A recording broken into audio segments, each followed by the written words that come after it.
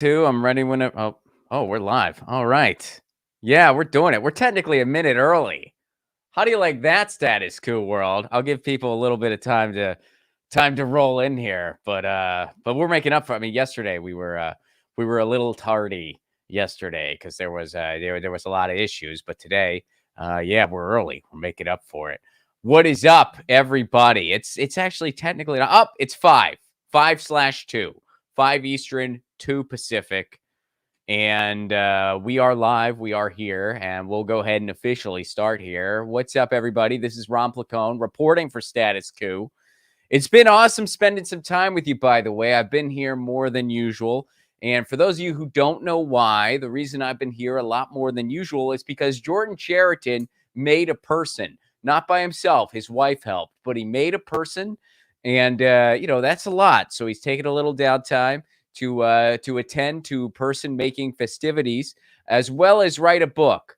So he made a person. He's also making a book. And when it's all over, we can ask him, what's more intense, man, book or person? Let us know. Give some details as to why. Are you curious? I'm curious. So anyway, Jordan will be returning in time, but in the meantime, you've been seeing me on Mondays, Tuesdays, and Thursdays instead of just the regular Thursday. And it's been a lot of fun. Smash the like button. Don't just push it, smash it. Show it who's boss. The like button. The like button was talking smack about your mom, which is really inappropriate. That's not cool. You don't do that. So smash the like button. Smash it. Be like, look, you don't do that like button. And if the like button goes, I don't want to like something because I'm a bad algorithm, you say no, and you smash it again until it gets the smash. Just don't harm your machine. Don't do that kind of smash. It is Tuesday, December 20th in this year of our Lord 2022. And I'm reporting to you live from Los Angeles, California, in the United Corporations of America. And we got a fun show for you today. We're going to be talking about some of the grocery store merger between Albertsons and Kroger. We're one of the only outlets that's been covering that at all. We got some updates there. We got some other updates in some more antitrust worlds. We got some abuses over at Wells Fargo. Basically, the theme today is really, really large, powerful companies doing really, really terrible things. That's the theme for today. Huge companies that run this country doing terrible things. In fact, that's where we're starting, because we're starting with Elon Musk and Tesla, and we got a special guest to unpack some of this. But first, so here's something that dropped recently in regards to Tesla and Elon Musk. Colin, if we could pull up that More Perfect Union tweet. This is from More Perfect Union, which, by the way, Tina Desiree Berg, shout out to Tina. She once said more perfect status, which is kind of assuming a more perfect union and Status Coup collaboration, which I personally would be all for. More Perfect Union, they do some amazing work. Anyway, Tesla illegally fired 2 workers for criticizing Elon Musk, according to new federal complaints. The workers were part of a larger group of Tesla discussing and drafting letters critical of Elon Musk. One employee was told those discussions were an attack on Tesla. So basically, what these employees were doing is they were drafting a letter. They were complaining about the return to office order. Now, this is something that's been going on all over the country. A bunch of employees were told, hey, you got to come back to the office. You can't work remotely anymore. Now, study after study shows that remote workers are actually more productive. It's actually more productive to just work remotely. So some companies decided, hey, screw it. We're saving some money on office space. People like working remote. Great. Other companies, not so much. Well, why were some companies in the not so much category? Well, because all of the landlords and people who have office spaces, they didn't like that. So they rallied their friends over at Wall Street, and they rallied their Wall Street friendly publications to say, we got to get people back to the office. And of course, that's the side Elon Musk fell on. So they kind of wrote a letter critical of this. These 2 employees did. They were also critical of some of Elon's tweets, saying it was harassing. And I think even though the letter didn't even move forward, these 2 employees got fired anyway. So they got fired for very, very unjust cause. And we have a guest today who was also fired for a very, very unjust cause. He is an ex-Tesla employee. Please welcome to the show, Mamadou Diallo. Mamadou, how are you, man? Good, Ron. Thanks for having me on the show. Thanks for being here. So let's start with your story, and then we're going to get your take on some of the other happenings. But why were you fired? I believe that I was fired in terms of, for retaliation reasons. I was costing the company a lot of money due to my medical issues, my disability. I developed epilepsy while I was working at Tesla in January of this year. After working there since the summer of 2021, I was in the store just doing my job, flying the Tesla flag. I'm not going to lie, and then I had a seizure, and next thing I know, I woke up in the hospital, and I got diagnosed with epilepsy, and and I had also a heart condition at the same time. They're trying to. I have a catheter insert here. They're trying to measure my abnormal heartbeat. So multiple things happen just like that, and I try to get back to work ASAP within a week, actually, even though I had a 3-month driving ban after you get a seizure in Maryland. So Tesla didn't really make that process easy at all. I had to prove that I had a disability to them. And then once I had that form sent in from the doctor, they completely rejected that. And then I had to resend another form to the doctor from the doctor, and they finally accepted that. But then they still didn't allow me to get back to work until freaking April. And I didn't get back pay at all. Didn't qualify for anything. And at the same time, I was getting threatened of being let go because Tesla's whole insane return to work policy. You have to keep excusing yourself.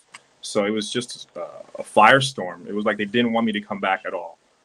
So with that being said, I come back in April. I get a raise for performance reasons due to all the sales that I had before I had the seizure.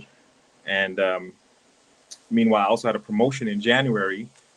And then come June, you're fired within a day's notice. Yeah, it was Wow. crazy. So so you had a seizure. I'm sorry. Mhm. I was fired for performance reasons. That's their reasoning for that. After being top salesman in the whole region the week prior, selling 12 cars. So ridiculous. Wow. So you have a seizure at work, and you find out Mhm. that you have epilepsy, and you find out you have a heart condition. Now you found out both those things at the same time. Yep. Same time when I woke up, the doctors gave me an option. Do I come back to the doctor's office every week to get my heart checked, or do they insert a catheter, which is they built it up to be way better than option B.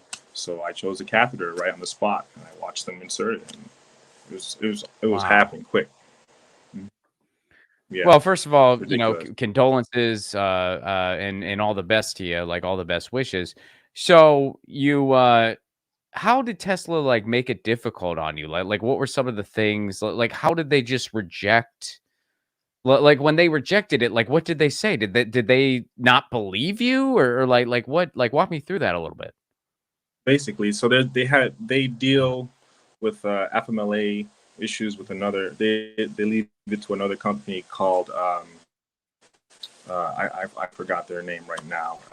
It's a lapse, but this other company deals with FMLA requests, leave and disability requests. So I hand in the doctor's note, and on the bottom of the doctor's note, there's a doctor's agreement. All the doctors in the building, there's a date there and signatures of all the doctors, and this date is from the previous year.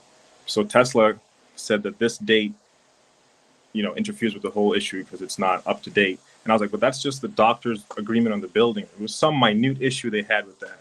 So the doctor said, are you ridiculous? I mean, are you kidding? This is ridiculous. So they literally just erased that and sent the same note in.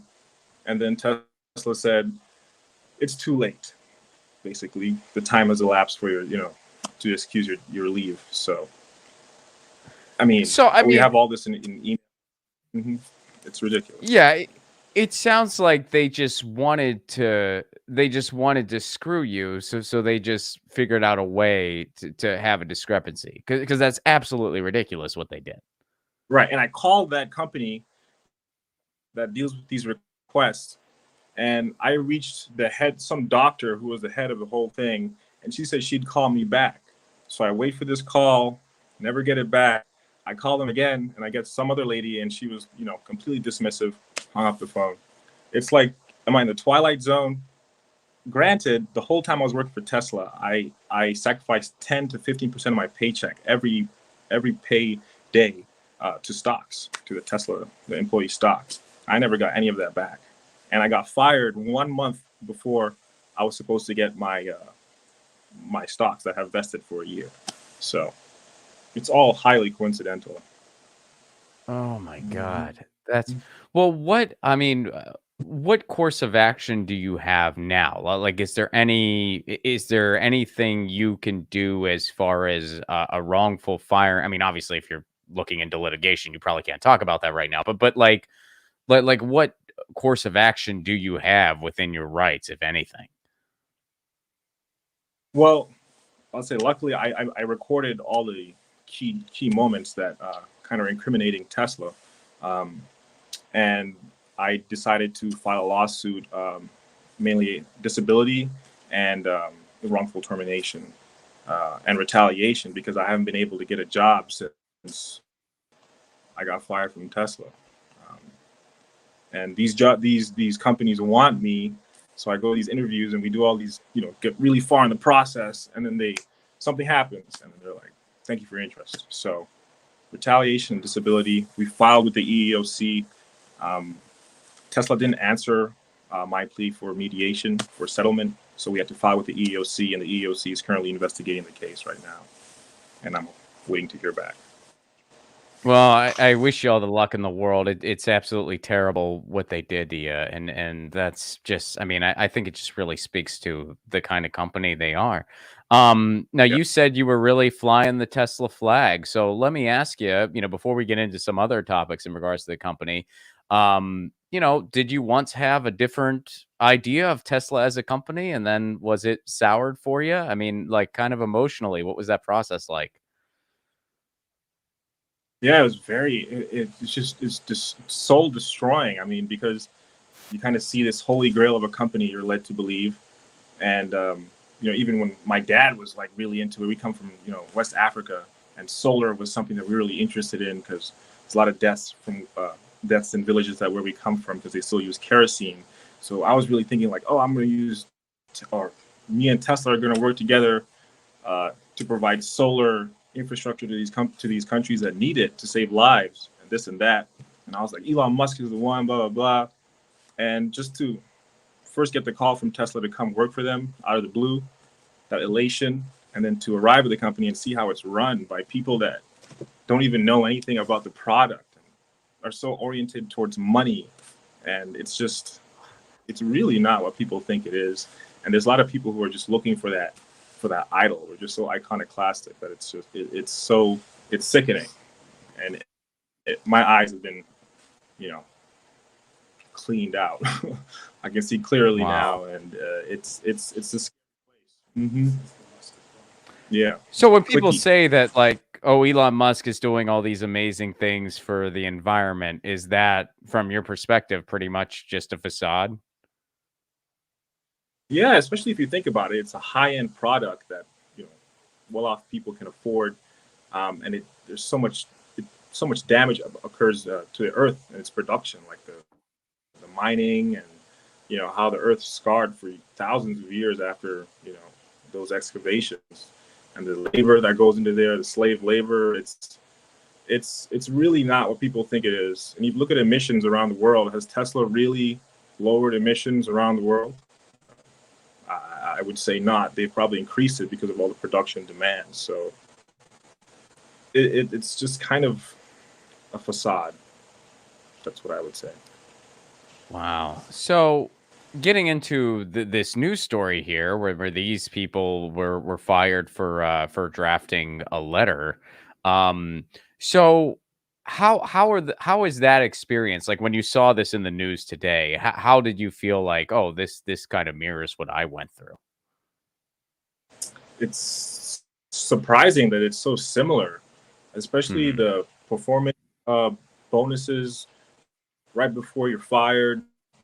it points to a lack of cohesion in management at Tesla, and it seems like somebody's sending out emails saying do this, do that the next day, at a whim, and it's Elon.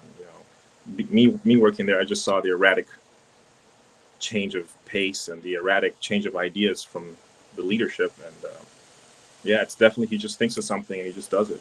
So regardless of your history. Sorry. No, go ahead. So basically, like the way he runs Twitter, like he was running Tesla the same way. Yeah. Because it's just like he's just.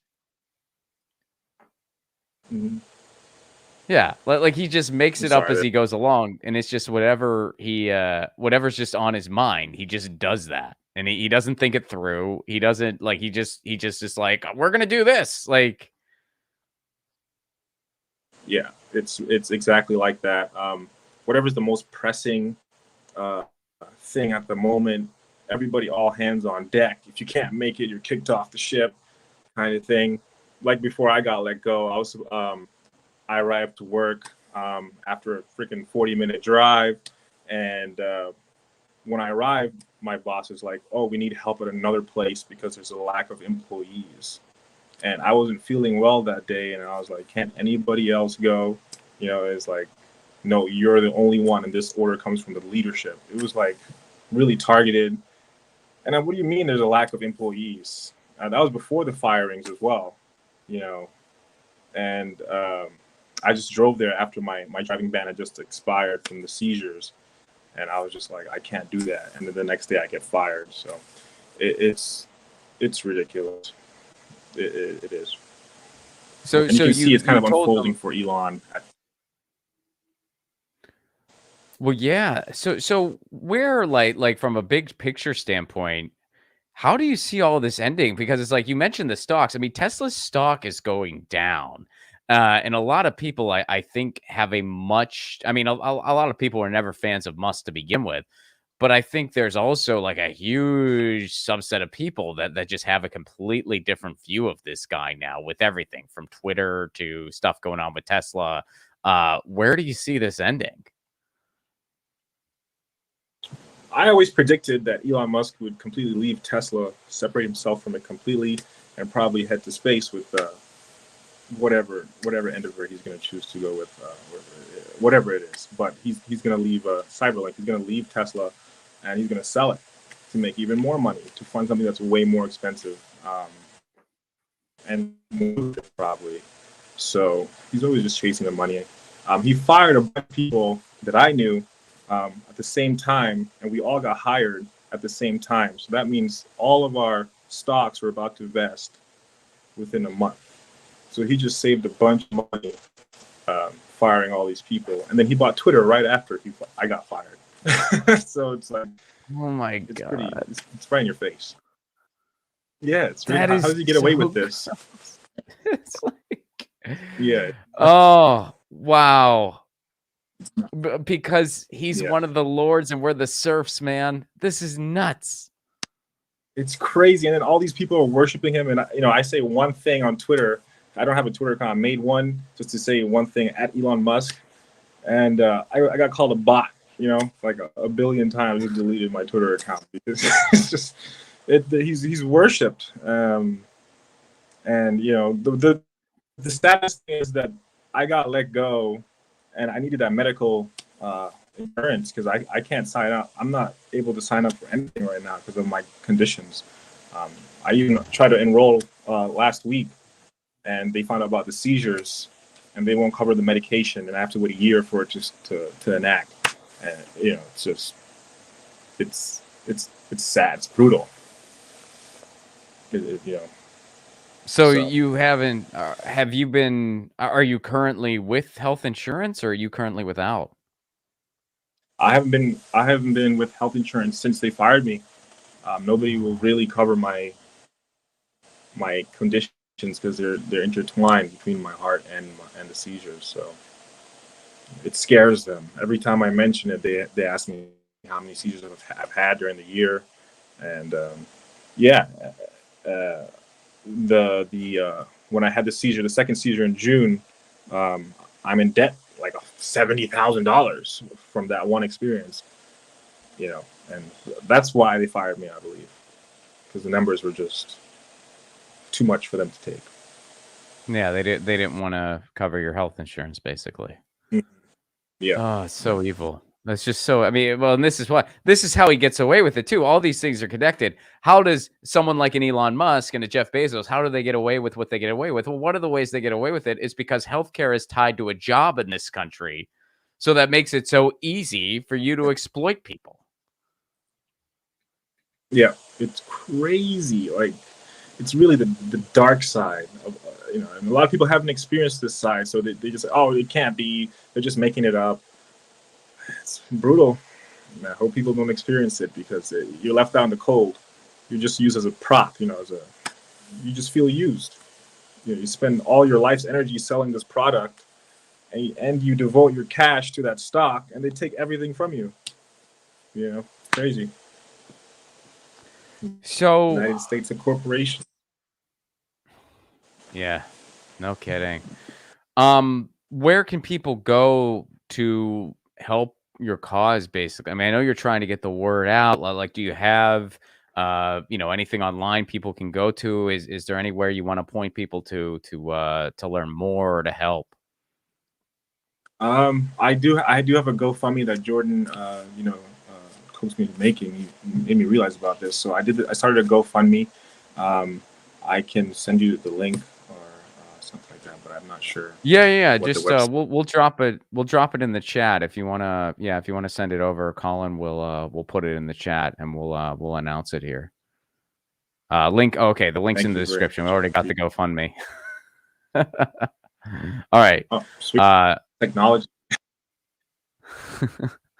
Well, thank you so much for sharing your story. I'm terribly sorry to hear what you're going through. It is nothing short of criminal what they're doing, and hopefully we keep fighting for a better tomorrow. So stuff like this never happens, and hopefully things we're able to resolve things here and get you what you need, because this is just so beyond messed up what these people are doing. They're predators. Yeah, they are. And I really appreciate you having me on tonight. Thank you very much. Thank you. very Take care, much. Mamadou. Cheers. So that's Mamadou Diallo.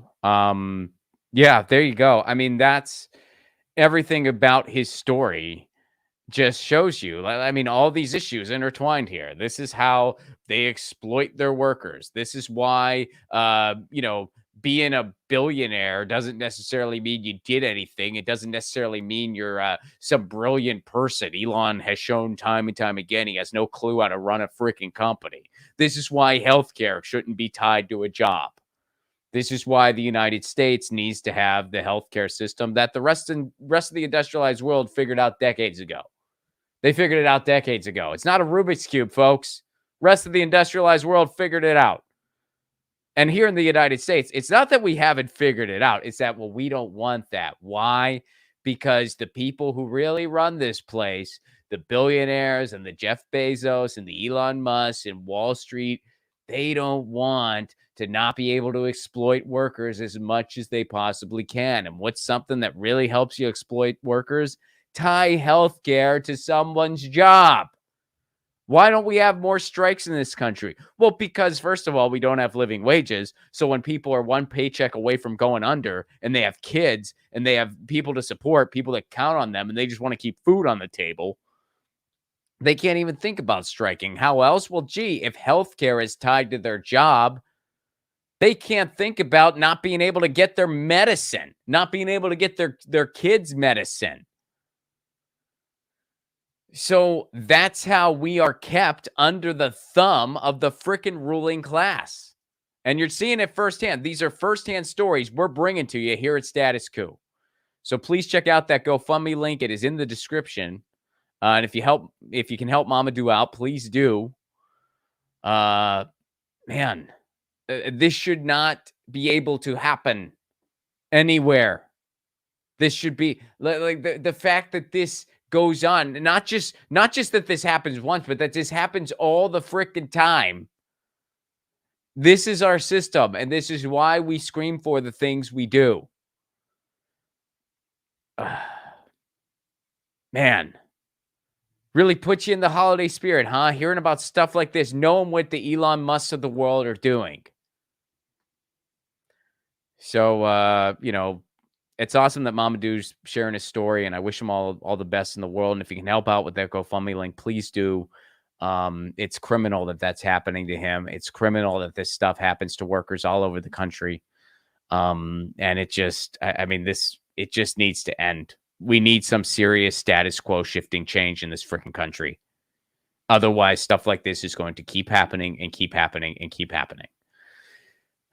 So, moving on to some other happenings today. We, speaking of people doing terrible things and companies doing terrible things, the grocery monopoly that is upon us. So, one of the things that we've been covering here on Status Coup, and I've been covering on my show, Get Your News On with Ron, is the potential merger between Albertsons and Kroger. Now, Albertsons and Kroger are two of the biggest grocery chains in the country, and they want to merge, and they want to do it while grocery prices are high. So what's that probably going to lead to? Well, that's probably going to lead to all these high grocery prices that we're experiencing now. They're going to become permanent. You know why? Because Kroger will have a near monopolistic grab on our groceries. Well, what does a monopoly mean? Well, it means that one entity has a huge or all of the market share. What's the market share in this case? Freaking food. We all need food. So if you have one entity that pretty much controls nearly all of the food supply, well, what are they going to do? Well, they're going to kind of dictate the supply chain. They're going to jack up prices. They're going to be able to dictate prices one way or another. And they're going to screw you, the consumer. And guess who's a consumer for food, folks? All of us. We all need food. We all eat food to survive. Even if there's not a Kroger in your area, even if you're like, well, there's something else in my area, you're still going to feel the effects of this because they're going to control such a dominant share of the market that they're going to set the price tone everywhere, and it's going to be higher, folks. It's going to be higher. So what do you need to combat stuff like this? Well, you need some antitrust legislation. What is antitrust? Most of the stories that we have today kind of revolve around the concept of antitrust. Well, antitrust is policy that breaks up monopolies. It's policies that prohibits any one entity from having a dominant or completely exclusive market share of any one entity. The last time we saw real, true antitrust legislation in the United States was in the 1980s, and it concerned AT&T. So what was happening then? Well, in the 1980s, AT&T had pretty much a monopoly on our phone lines. They pretty much ran all of our phone lines. They had a monopoly on long-distance calling. As a result, long-distance calling was super expensive. It cost an arm and a leg. They were also controlling the equipment as far as making long-distance calls possible. So they were squashing competition, and they were engaging in anti-competitive behavior because if someone else wanted to start a competitor to them, well, they wouldn't be able to get the equipment because AT&T had a monopoly over the equipment. So antitrust legislation came in. They said, hey, AT&T, you can't do that. We're going to break you up a little bit. We're going to prohibit you from doing these types of things. What happened after that? Well, a bunch of other long-distance calling companies started to sprout up. Long-distance calls got a lot cheaper because they didn't need to be as expensive as they were. AT&T just had a freaking monopoly. Then what happened? Well, we got a bunch of other inventions like the answering machine. We got a thing called the modem, which helped lead to the World Wide Web as we know it today. So antitrust legislation is a pretty good thing. This happened in the 1980s. It happened during the Reagan administration. Reagan's no friend to antitrust, no friend to working people, but the public was loud enough, so we got it anyway. So we're in a situation now where there's a potential monopoly style happening on our food supply. So what do you think is going to happen? The same thing that happened with long distance calls is going to happen with our food. And again, it's a time when the prices are high anyway. So Amy Klobuchar was among those who were on the antitrust main committee here in the U.S., and they had a hearing with Kroger and Albertsons in regards to this merge. And the hearing was to express all of those concerns. Colin, if we could pull up that link, we'll start there. The grocery dive link that includes the Senate hearing. Let's start with that one. So the Senate hearing happened a little while ago, back at the end of November. So this is from an outlet called Grocery Dive. Kroger and Albertsons defend planned merger at Senate hearing. So a Senate hearing happened. And we talked about it on the show before it happened. We said, okay, this is happening. Amy Klobuchar is going to ask some questions. So here's what happened. So first of all, they defended their merge. McMillan and Albertsons CEO sought to portray their planned $24.6 billion merger as a positive development for the supermarket industry as they dealt with an army of sharp and sometimes hostile questions from lawmakers during the hearing. If you haven't picked up on this yet, I'll let you in on a little secret. This Grocery Dive outlet is very, very pro-industry. All right. So it's on the side of the people wanting to merge. Just something to keep in mind here. They're on the side of Kroger and Albertson. Pressed by Senator Amy Klobuchar, chair of the subcommittee, on how Kroger and Albertsons would bring down prices for shoppers if they are allowed to merge, as they have pledged, McMullen said the new enlarged company would begin plowing $500 million towards price cuts on its first day of operation and continue to do so during a 4-year period. He said Kroger has not determined the specifics of that strategy because the company cannot share certain information as long as they are separate. That is kind of bullshit. Just so you know, that's kind of bullshit. Oh, we're gonna put all this money towards lowering prices. Well, how are you going to do that? What does that mean? Well, we can't tell you. Okay. Let's go back to the article if we could, please. So asked by Josh Hawley about how workers would be affected by the proposed merger, McMullen pledged that the company would not lay off workers in stores, distribution centers, or manufacturing facilities. Okay. Here's the important part, though, folks. Listen to this next paragraph here. He declined to make the same promise about administrative staff, but suggested that Kroger, which would absorb Albertsons through the deal, would look to avoid laying off non-frontline employees. Okay, what does that really mean? Let me tell you what that really means. What that really means when they say, well, he didn't make a promise about administrative staff. That means they do plan on laying off a bunch of administrative staff, and then they're going to put in a bunch of people whose only concern is saving them money and driving up the profits for the shareholders. And those new people are going to say, we got to lay off a bunch of staff. So it's not going to be like they're going to move in and a bunch of people are going to lose their job instantaneously. They're going to do it through a slow boil, folks. They're going to lay off the administrative people first, replace them with new people who are going to say, oh, you got to fire all these people. It's like what happened in that movie Office Space, where they brought in the consultants who were kind of like, oh, you got to fire this person and that person and this person and that person, and we're not going to give Milton his stapler back. That's what's going to happen. That's what's going to happen. And Milton's not going to get his stapler either. I promise you that. So that's what's really going on here. Let's go back to the article, see what is left here. So McMillan added that while Kroger and Albertsons have proposed following a spinoff to buy stores they need to sell to win regulatory approval for the merger, the retailers will also place a priority on finding buyers. We will work with the FTC in terms of divesting stores to a viable competitor, and if that's not successful, using the SpinCo structure as well, McMillan said, referring to the entity they plan to create. So they were then asked by Klobuchar and others how they're going to lower prices, how they're going to keep workers whole. And, the answers were a little less than satisfactory. And by less than satisfactory, again, I mean complete bullshit. So let's go to the update as of recent. This is from The Sun. This is from an outlet called The Sun. If we could pull that up, Colin. Warning, major change at Kroger and Albertsons may be more damaging than to your wallet as it sparks mass layoff fears. So a major change at Kroger and Albertsons may damage your wallet as mass layoffs have been sparked. The proposed $24.6 billion merger would give the combined company control of at least 1/5 of the U.S. grocery market. Kroger and Albertsons are looking to merge together by 2024. So they were asked questions. The deal would combine more than 2,700 Krogers and 2,200 Albertsons. While the two companies have touted the merger as an opportunity to provide millions of Americans with fresh and affordable food while enhancing technology and innovation, some retail experts believe it could have unintended consequences for shoppers. I don't know why they're saying unintended. It is intended consequences. They just don't care.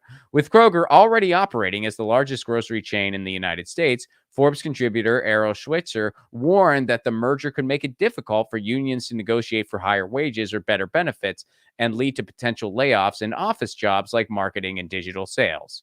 Yeah, there's going to be layoffs in office jobs. There's going to be layoffs of administrative people who are then going to, lay off more workers because they're going to try to save money.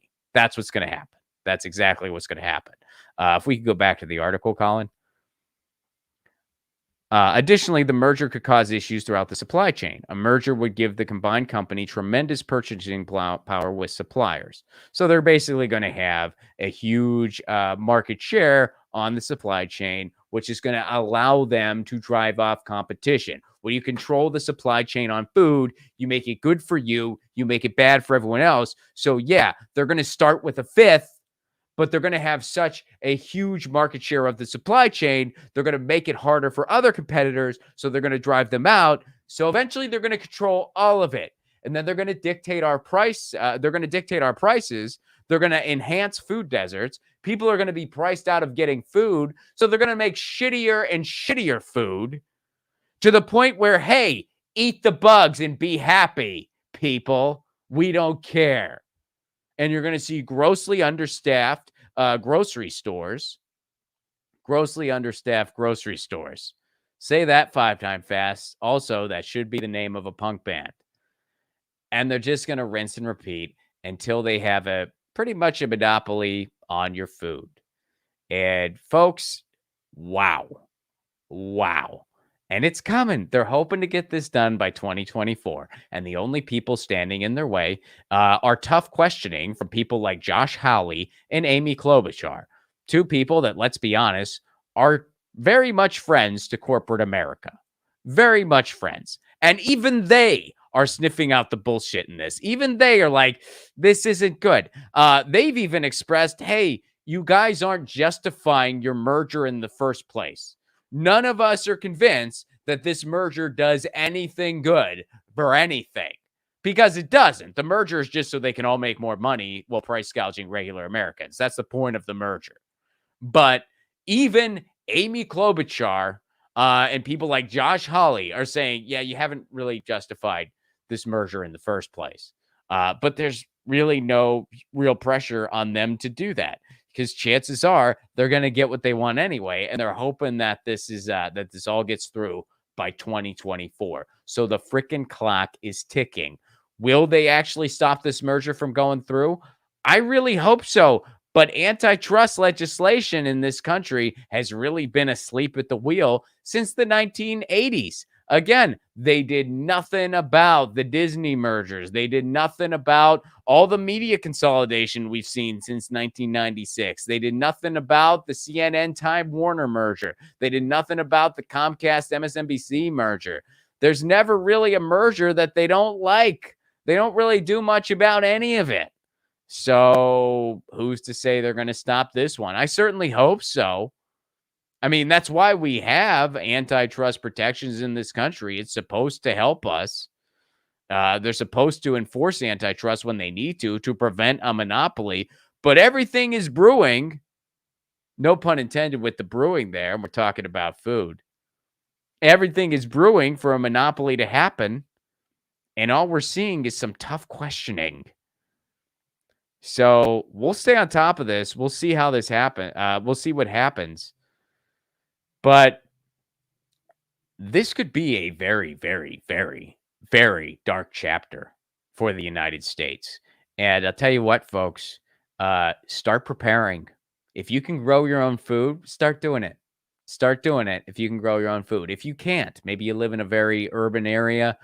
Maybe you don't have any green space where you live. I live in Los Angeles, so I can certainly relate to that. Get to know your community gardens. Get to know every community garden in your neighborhood. I guarantee there's some out there. You can join a crop share. You can start going to your farmer's market more, support your local farmers.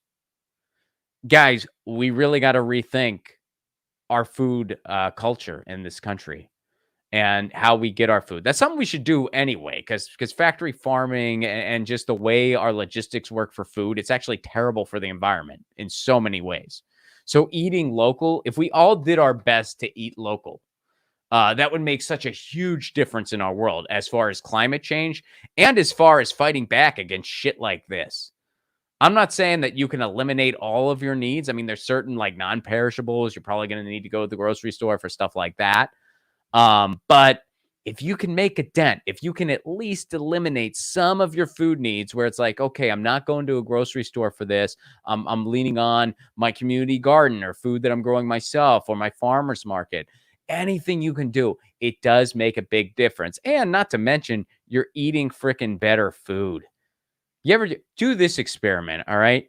Get a carrot from a freshly, like a fresh carrot from a garden, whether it's a local garden, your own garden, or a farmer's market, whatever. Get a carrot or whatever fruit or veggie you like. Carrot's just the best example. And then get a carrot from a grocery store. Get like just one of those like carrots from a grocery store you can get. Bite into the farm carrot and then bite into the grocery store carrot. The carrots you get at a grocery store is carrot themed water. That's basically what it is. You bite into it, and it's basically like it's just an edible casing of water. That's what it tastes like.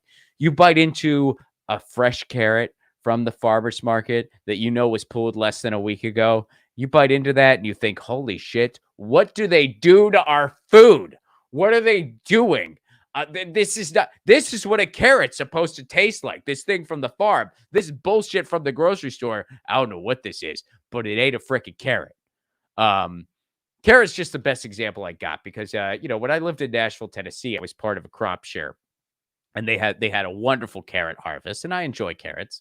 And I remember when the harvest would end and I would bite into a grocery store carrot for the first time. I would just bite into it and I'd be like, what is this? What the hell is this? And I'd be like, maybe I should just go without carrots until the harvest is back, because this is some bullshit. Whatever I just bit into, I don't know what that is, but it ain't a carrot. So this is something to be aware of, folks, and we'll see what happens here. Maybe this merger will stop. I wouldn't bet on it, but either way, we got to prepare. So that's something that's happening. Let's move on to, and by the way, I want to hear from you.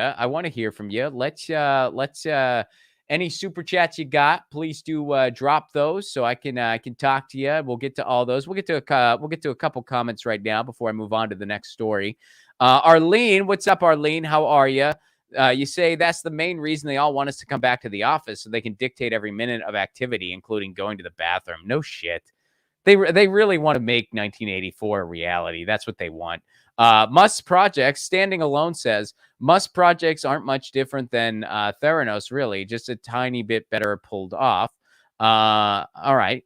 I'm not. Yeah, yeah. I would need a quick refresher on all that. Melanie, you say, OMG, they are going to jack up the prices of food. It's already high. We will have to grow veggies. Yes, absolutely. Aggravated progressive. My town shut down the farmer's market. That sucks. People got to go. I mean, that's the thing. Like when people complain about like, oh, well, the farmer's market. It's like, dude, you got to go to a farmer's market and you got to go and you got to support it, because that's the only way, like farmers need to sell their harvest. That's how they freaking survive. So if they're having a farmer's market and nobody's showing up, well, then they're, like they're going to have to make prices higher because no one's freaking showing up and they're not getting rid of their harvest. And then what do they do with their harvest? Well, they usually give it to restaurants or something like that. So anyway, yeah, I hear you. So let's move on. We're going to stay in the antitrust space here. Now, some of you guys know that I was still am part of a very heavy antitrust push in the digital world. And it concerns two bills, OMA and ACOA. Now, ACOA is an antitrust bill in the digital space that starts going after the abuses that Google and Amazon are doing. And some of those abuses include, so what Amazon does is when you're searching for a product on Amazon, as many people do, because Amazon is responsible for nearly 50% or over 50% actually of all e-commerce. When you're searching for a product, what Amazon does is they make generic products on their own, and then they list their generic products first. If you search for a product on Amazon, you're going to get their generic products first, and all the other products that you may have been looking for in the first place last. So you're going to have to go through like multiple pages of Amazon's generic bullshit before you get to what you were actually looking for. So most people just end up buying the generics. And that's one of the many ways that Amazon makes more and more money. What Google does is they engage in a process called data scraping. What they'll do is they'll take data and information from another website and repackage it as their own. And then, of course, their stuff shows up first in search results. So let's say I'm looking for information on horseback riding and horses. And there's this website out there that has a lot of information on horses, and they have some other links you can click for horse riding classes, whatever. And that's how they sustain their business. Well, Google will take all that information about horses from their website, kind of scrape it, repackage it as their own. And then when you Google horses, you're just going to get Google's information, and it's going to keep traffic away from that website and keep the traffic only on Google's information, which will harm those other businesses. So that's the kind of stuff they engage in. A COA starts fighting back against this. A COA is a law that says, hey, Google, Amazon, you can't do that. You have to just let the search results be natural.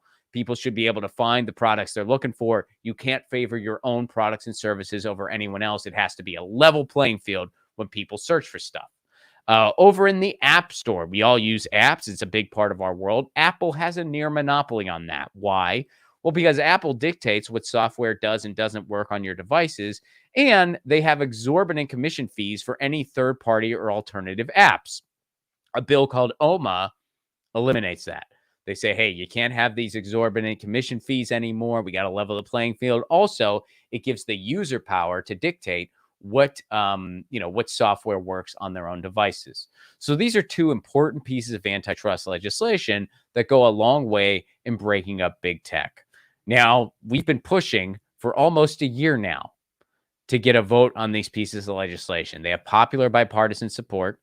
Amy Klobuchar and Chuck Grassley, some of the co-authors on these bills, actually. But Chuck Schumer has got to bring these bills to the vote. And Chuck Schumer has 1,000,001 conflicts of interest when it comes to big tech. One of his daughters is a lobbyist for Amazon. The other works for Meta, which is Facebook. And big tech has spent millions and millions of dollars to crush antitrust legislation. They've been trying to crush these bills all year. The clock is running out.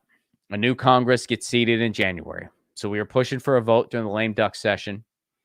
Pretty much our main Hail Mary pass here, because things end this week, was to get these bills attached to the omnibus legislation. Now, what's the omnibus? That's a must-piece pass of legislation that has to pass before Congress goes on winter recess, because if it doesn't pass, the government will shut down. So it's one of those must-pass pieces of legislation. We were hoping to attach the antitrust bills to that.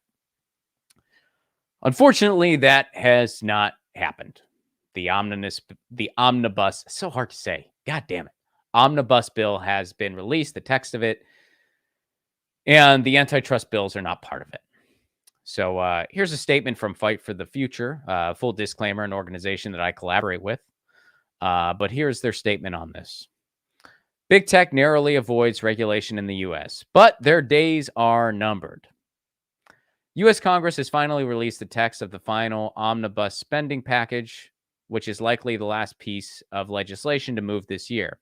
Now, the good news is the COSA bill. That's another bill we don't have time to get into right now, but it was a misguided piece of legislation that would have created an end run around Section 230 and led to censorship of LGBTQ plus and abortion rights content.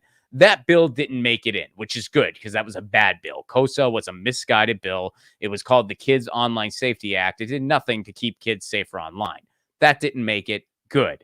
Here's the terrible news, though. The terrible news is that OMA and ACOA did not make it. Oma and Nakoa did not make the final bill. So those pieces of legislation are pretty much in a whole heap of trouble. Now, is there a chance for something that is beyond a holiday miracle?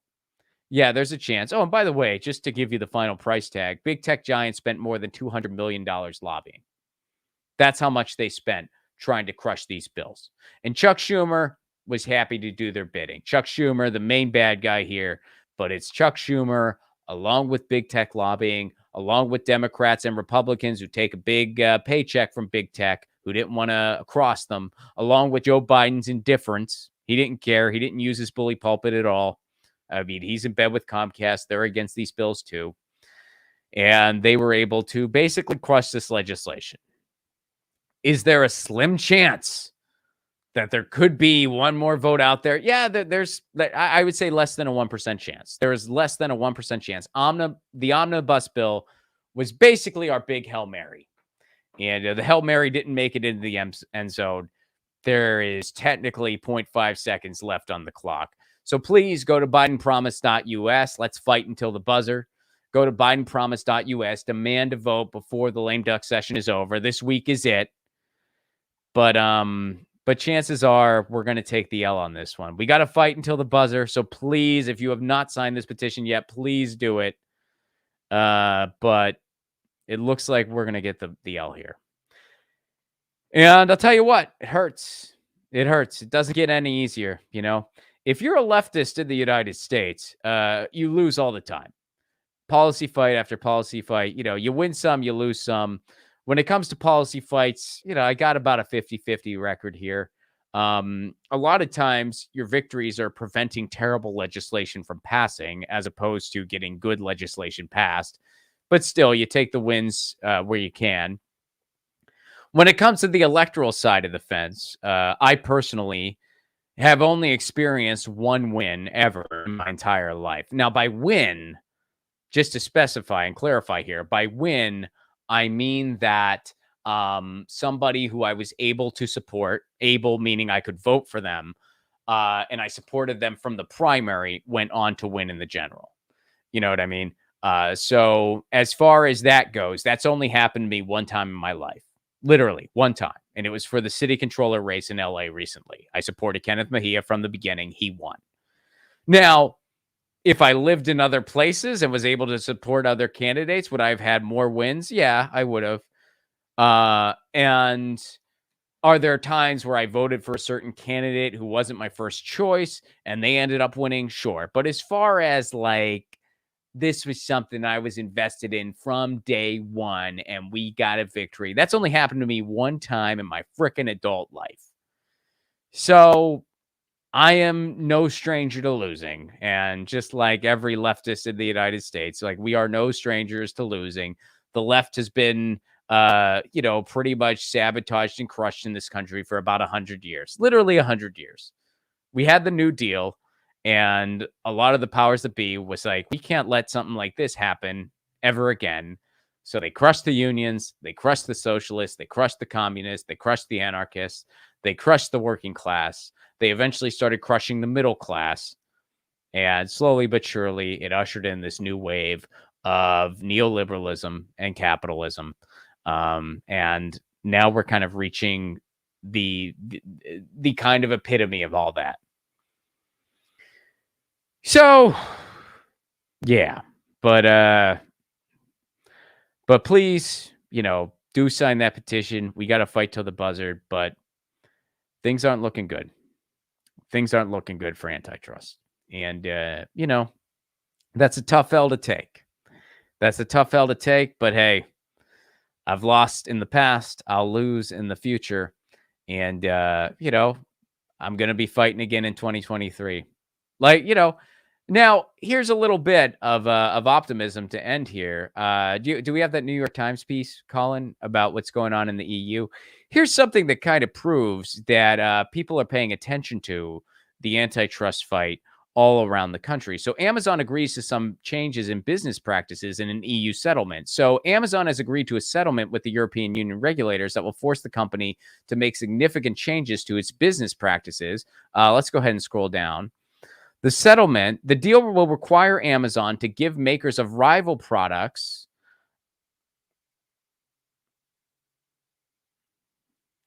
Can we go back to the article there? So the deal will require Amazon to give makers of rival products equal access to valuable real estate on its website. So basically, that's exactly what we're talking about. The EU has reached a deal with Amazon that says, hey, you have to give rival products equal footing on your website. You can't prioritize your own products and services over everybody else. So, while this isn't some huge victory because, look, Amazon's not going to face any penalties here. They're not going to have to pay a fine. The article mentions that. Uh, the world is paying attention. And the EU in particular has demanded that Amazon do something about this and give equal footing when people are searching for products. So that's still a small victory. Underline small. Not going to sit here and pretend it's a bigger win than it is. But the world is paying attention more so than they were before this campaign launched. And the fight ain't over. We got to keep fighting. And, it's tough engaging in policy battles. It really is. But it's something we got to do. It's something that we got to do. And, because otherwise, the alternative is just, giving up. The alternative is just throw it in the towel. And I know, by the way, there's a ton of shows. I know there's a lot of shows that have already given up. And they don't really call for action on anything. They don't really have any calls to action. They don't really have any policy battles they're fighting towards. They don't really have anything they're fighting for. Why? Well, because that way you never have to take an L. You never have to take a loss. You never have to say, hey, we didn't win this one, or hey, we were wrong on this one. You can just kind of armchair quarterback your way through things and just shit on everybody else. And it's good for clicks. It's good for clicks. But if you actually want to see a better freaking world, it ain't good for that. It ain't good for that. It's good to sit and just say, well, that didn't work. That didn't work. Well, what will work? Well, I don't know, but this won't work. Okay. It's really easy to say, hey, I didn't lose the game. Well, you didn't fucking show up for the game. You didn't show up for the game. It's really easy when someone goes up against a team who is grossly more powerful than them, who has more money, more power, more everything, and they know they're the freaking underdogs, and they show up and they give it all that they have, and they get the shit beat out of them, and they show up and they're bruised and bloody. And then the person who didn't bother putting on the freaking pads points and laughs. And they say, see, I told you. Yeah, well, you didn't even fucking try. You didn't even try. You're busy living on your knees. Well, at least we stood up. At least we stood up on our own 2 feet and said, hey, we're going to freaking fight back. So that's something to think about. Maybe that's something to think about. How many calls to action do you hear out there? If you're hearing 0, maybe that's a problem. And I'm not saying that no other shows have calls to action, but I'm just saying, if you're hearing nothing, if you're hearing a big fat goose egg as far as, hey, here's what we could do, that might be a problem. Anyway. So, Fiona makes a very good point. This is why cannabis exists. I'm with you. This is why cannabis / marijuana exists. Carl, the world will be one big corporation in the future. Yeah, I think you say you're being sarcastic, but really there's a good chance. There's a good chance that's what's going to happen. There is a really good chance that that's exactly what's going to happen. We're on our way. Eventually it's just going to be Bezos bucks and Musk money. That's what we're going to have. Bezos bucks and Musk money. And that's all we got. So anyway, so that's what's going on there. Now let's go over, before we sign off for today, let's go over to Wells Fargo. Wells Fargo is quite the doozy. So let's start with what Wells Fargo did a couple years ago. Colin, if you can pull up the the Reuters article from I believe that was the one from a couple years back. This is what Wells Fargo got in trouble for doing a little while ago. This is from February 22nd, 2020. Wells Fargo is going to have to pay $3 billion to the U.S. because it pressured workers into fake accounts. All right, so some of you guys might remember when this happened. Wells Fargo agreed to pay $3 billion to resolve criminal and civil probes into fraudulent sales practices and has admitted to pressuring employees in a fake account scandal. Wells Fargo will pay the penalties to the U.S. Justice Department and Securities Exchange Commission. So what Wells Fargo was doing was they had these quotas that sales representatives had to hit that were absolutely ridiculous. So they pressured these workers into making fake accounts for customers. And then customers were getting screwed left and right because of these fake accounts they never freaking consented to. Now, Wells Fargo got a slap on the wrist for this. They had to pay a little bit. They had to pay a fine. And then what did they do? Well, they took it out on those workers. None of the executives who were really calling the shots here paid any consequence. Instead, they took the consequences out on the workers who were probably getting barely living wages and were just doing what the higher ups were making them do. I'm not excusing anyone's behavior. I'm just saying the real masterminds behind this evil scheme got away with it. All right. So that happened a couple years ago. Here's what happened recently. Wells Fargo, again, is in a little hot water here. Let's pull up the CNBC article. Wells Fargo, this is what they did recently. Wells Fargo agrees to $3.7 billion settlement. Again, this is another slap on the wrist with the CFPB over consumer abuses. So here's what they did recently. This is Wells Fargo newest. Wells Fargo agrees to pay blah, blah, blah. The company was ordered to pay a record $1.7 billion in civil penalties and more than $2 billion to customers with 16 million accounts. Go ahead and scroll down here.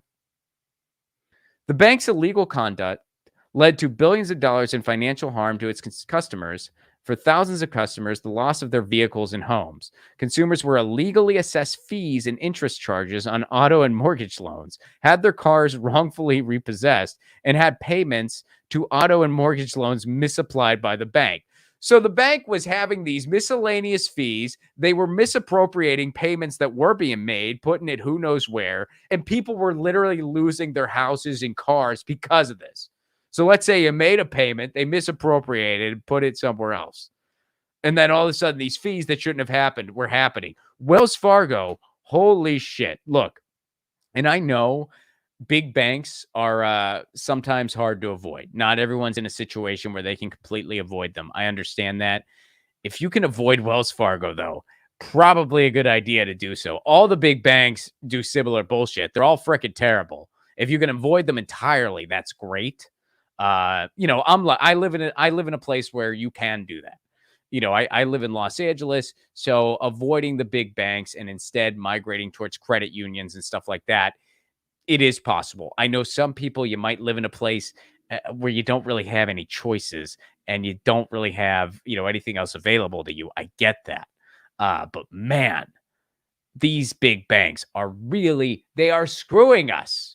And also they're screwing the planet. I mean, they're investing in oil and gas. They're investing in the war machine. That's where their money goes. That's where our money goes. And this is one of the many reasons why, if we had public banks all over the freaking country, it would really go a long way in changing this place. Because public banks, instead of doing all these bullshit practices, screwing over consumers, and they're going to get a slap on the wrist for it, like places like Wells Fargo, and instead of putting all this money towards the war machine and oil and gas, all that money would go back into the community. That's what a freaking public bank does.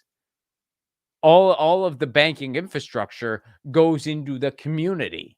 That's why the biggest public bank in the country is in North Dakota, and it's been around for over 100 freaking years, and everybody loves it. Everybody in North Dakota freaking loves it, no matter what side of the fence you're on politically, whether you're the furthest left or the furthest right, you love the freaking public bank because you know what an asset it is to your freaking community.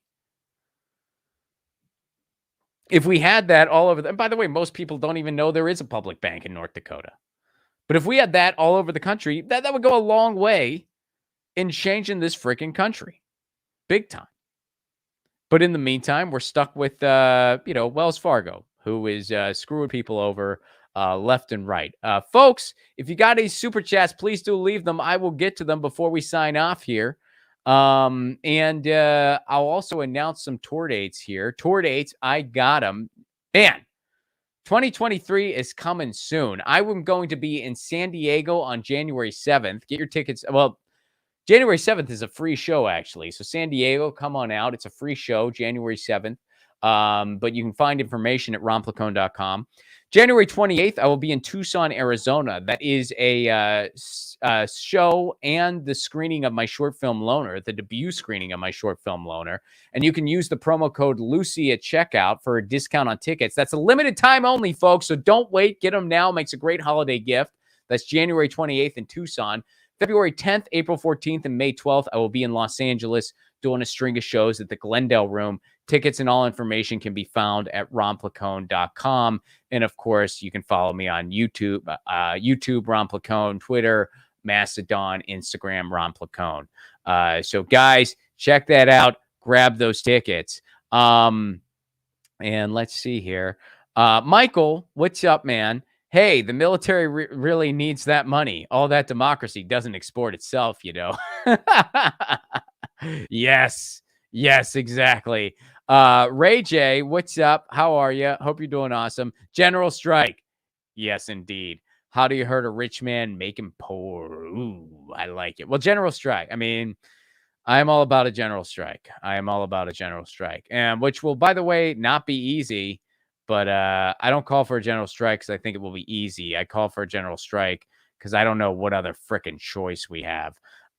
Folks, I will be back on Thursday with Tina Desiree Berg. Tomorrow, Kim's going to be on the show. Check out Mamadou's GoFundMe, and please do help out if you can. That link is in the chat. That link is also in the description. Please do help out. That's absolutely terrible and just straight up evil what he's going through. So stomach turning what they're doing. And these stories are common. They happen all the time. This isn't a unique thing or an unheard of thing. So please, if you can support, please do support there. For my tour dates and everything else, romplacone.com. Let's see. Ron, what's up? This is from Chris Garrett. Chris, thank you so much for the super chat contribution. You help keep the show on the air. We cannot exist without you. Ron, are you considering making Antitrust Tuesdays a regular thing? I love it. Maybe. We'll see. If there's enough going on in the antitrust space, maybe that will become a regular thing. But I appreciate that. And we'll see. It's once this is a definitive loss where there's no chance at a last minute buzzer beating miracle, it's going to hurt. It's going to hurt. And that's likely what's going to happen. I'm not going to sugarcoat anything. I'm not going to bullshit anything. Chances are we're going to be taking the L here. And that's going to hurt. But I'm certainly not going to give up on this beat. I'm certainly not going to stop covering this stuff. I don't think anywhere else. I've not seen any coverage. I've not seen any coverage in the corporate media about this grocery store merger. Barely anything at all. Barely anything at all. All like Amy Klobuchar going, I'm a little worried. That's it. And you know what? This warrants a bigger response than I'm a little worried. All right. This is much bigger than that. This could seriously jeopardize our food chain indefinitely. And we already live in a country with a ton of food deserts. It's freaking gross what we do to food in this country. And by the way, other countries aren't like this. Other countries, first of all, a lot of the shit that we do to food, it's illegal in other places. Look at some of the same products we have here. Read the ingredients that it's in our food. Read the ingredients that's in Quaker oatmeal in the United States. Then read the ingredients in the UK. It's a lot freaking different. You know why? Because the shit we do to our food here is illegal over there. And it's illegal in a lot of other countries. And produce and fresh bread and stuff like that, it's affordable in other places. Here, if you want to eat healthy, it's the most expensive. If you want to eat shit, that's affordable. That's why, like, a lot of people, like people in food deserts and stuff, they eat McDonald's constantly because they have no choice. They literally don't have access to food. And that is about to get a lot worse. If this merger goes through, and I don't see much stopping it, that's going to get worse. That is going to get a lot worse. And by the way, add a healthcare crisis on top of that. It's freaking nuts. So yeah. So I'm not going to stop covering this beat. So Chris, thank you very much for your Super Chat contribution. I appreciate that very much. You help keep the show on the air. And everybody, thank you for hanging out today. Tune in to Kim tomorrow. Tina and I will be back on Thursday. And in the meantime, this is Ron Placone for Status Coup signing out.